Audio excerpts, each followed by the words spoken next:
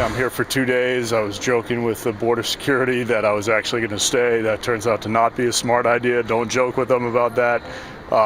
Canada's a wonderful place. I spent a lot of time up here, mostly on the West Coast. It's my second visit only to Toronto. I'm very excited to be here. Love Canada, but I'm going back to the U.S. We got to make things right. I'm a new mother. My son's 3 months old, and I just can't imagine raising him in this country. I just can't. I'm seriously considering moving back to Toronto. Thank you.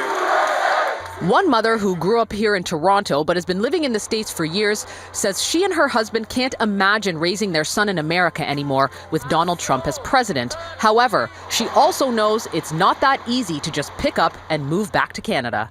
My husband's willing to move, but I really have to think about, how are we going to put food on the table, and can I find a job? Can we buy a house?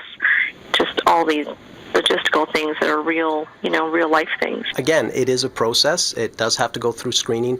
There's not going to be a Trump VIP line because people want to get in quickly.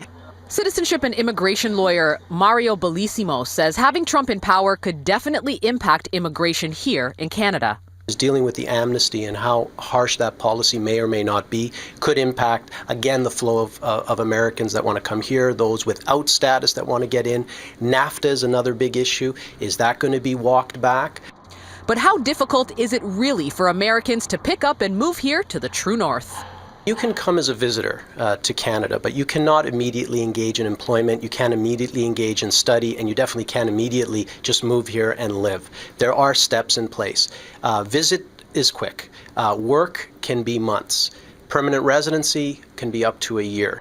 And if you were thinking about maybe marrying a Canadian as a way to get in, known as marriage for convenience, think again. They're pretty skilled at detecting it, so that is not an easy fix. It's one obviously that it could lead to criminal charges, misrepresentation. Even if you get status, they can tap you on the shoulder many years later and say, by the way, we found out that your marriage was a scam. So the bottom line is Americans are welcome to come visit, but if you're seriously looking to move to Canada, there are steps, rules, and regulations. Now, as far as what this means for immigration in Canada as a whole, Bellissimo says that really depends on whether Trump changes his tone.